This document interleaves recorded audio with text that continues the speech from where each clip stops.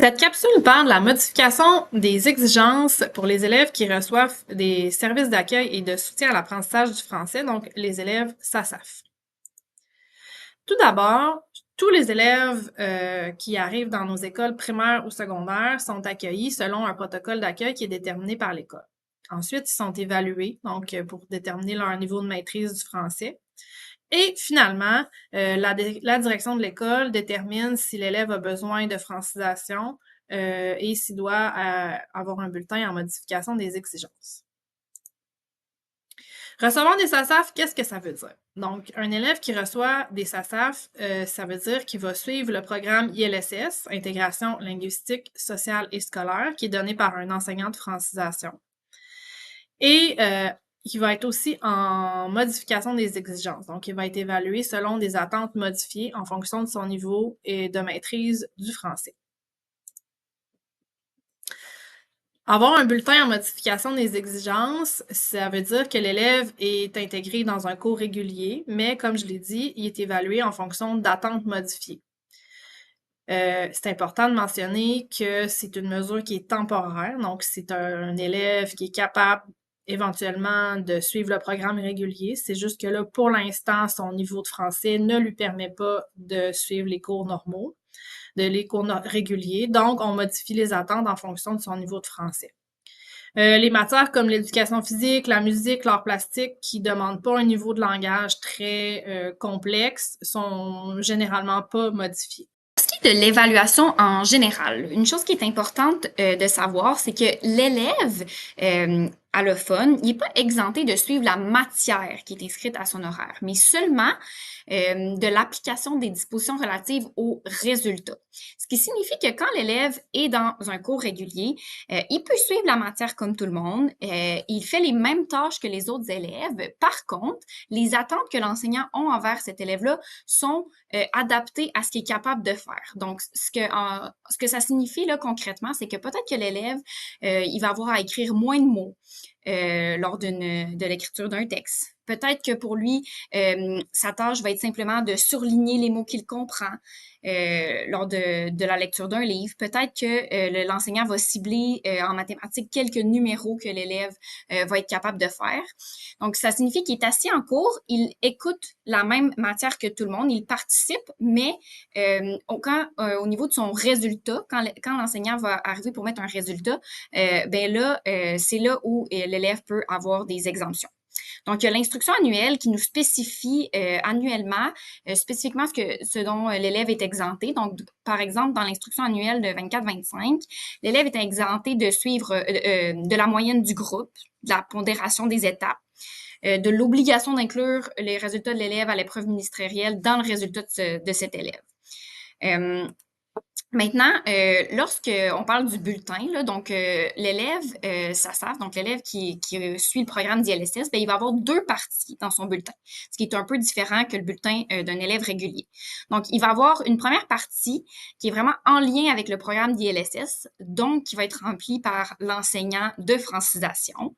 Puis, sur cette note-là, ça va être écrit en haut intégration linguistique, sociale et scolaire. Puis, la note, comme vous le voyez à l'écran, là, ça va indiquer en premier un chiffre qui correspond au palier de l'élève.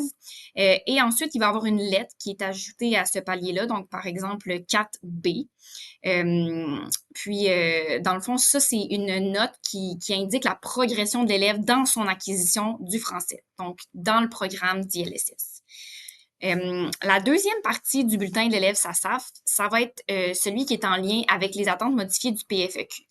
Donc, c'est la partie qui est remplie là, par l'enseignant titulaire au primaire ou par les enseignants disciplinaires au secondaire. Puis ça indique la progression de l'élève dans les programmes réguliers, mais par rapport justement à ses attentes modifiées. Donc, il va y avoir une première partie où il va y avoir la matière et où NC va être inscrit ou FR. Donc, NC, c'est si, comme tous les autres élèves, cette compétence-là n'est pas évaluée. Puis FR, ça signifie francisation. Ça veut dire que le résultat va être donné dans la deuxième section. où le code de cours est modifié et où vous voyez, il y aura toujours un F. Là, à l'écran, vous voyez un exemple de bulletin du primaire, mais au secondaire, là, il va y avoir également une partie où, dans le code de cours, il va y avoir un F. Puis la note à ce moment-là va être en A, B, C, D. Puis ce A, B, C, D-là est vraiment toujours en lien avec les attentes modifiées, attentes là, qui peuvent être communiquées aux parents, soit en l'écrivant dans le commentaire ou en leur communiquant par courriel. Donc, comme vous le savez, l'évaluation des élèves, c'est un processus dynamique. Donc, évidemment, l'évaluation des élèves en francisation, c'est la même chose. Donc, comme on vous l'a mentionné, l'élève, normalement, est soumis aux mêmes tâches que les autres. Par contre, les attentes sont modifiées. Donc, évidemment, ça va demander de la planification pour ajuster les tâches et les rendre accessibles. Ensuite, ça va demander de recueillir des traces pertinentes, variées, des observations, des conversations, des productions pour être capable finalement de porter son jugement professionnel et d'interpréter ces traces-là en fonction des attentes qui ont été fixées pour l'élève. Ce qui est particulier pour l'élève en francisation, c'est que ça demande un ajustement et une analyse de dossier. Donc, c'est important de regarder la progression de l'élève pour vérifier si la francisation, c'est toujours le besoin de l'élève. Donc, il faut se demander si la langue est vraiment encore un obstacle à ses apprentissages. Donc, ça se peut qu'à une étape, l'élève soit en modification des exigences, mais qu'à l'étape 2, par exemple, on juge que certaines matières peuvent passer au régulier. Donc, la modification des exigences pour un élève en apprentissage du français, ça veut dire que l'enseignant titulaire ou l'enseignant disciplinaire au secondaire doit déterminer des attentes modifiées pour son élève.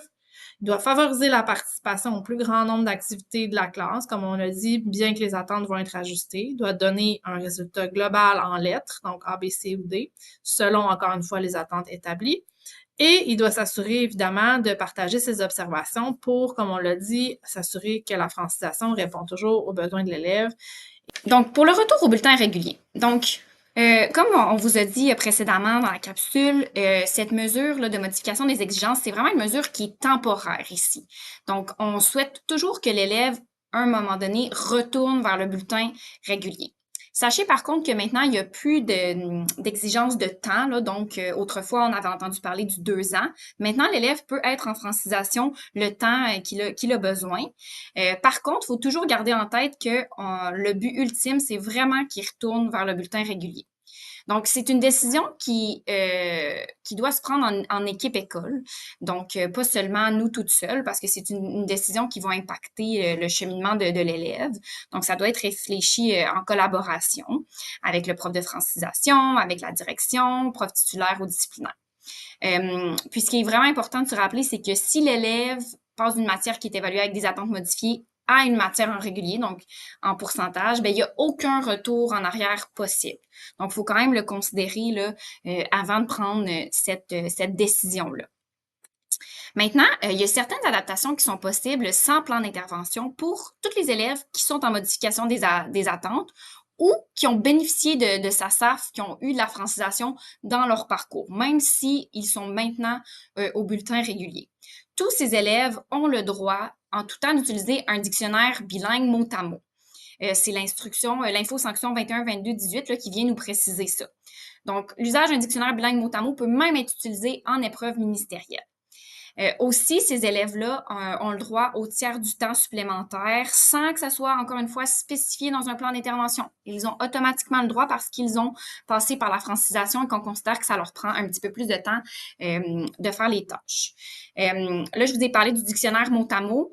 Ça, c'est vraiment en contexte ministériel et en tout temps qu'ils ont le droit. Par contre, quand vous faites un examen en classe, si vous décidez que vous permettez à l'élève d'aller sur Google Translate ou d'avoir un dictionnaire qui donne un peu plus de définition, si vous jugez que ça ne porte pas atteinte à votre examen, vous avez le droit. C'est vous qui décidez des conditions de passation de votre examen. Donc, l'élève pourrait avoir le droit à ce genre d'outil-là en tout temps, sauf pour l'examen ministériel.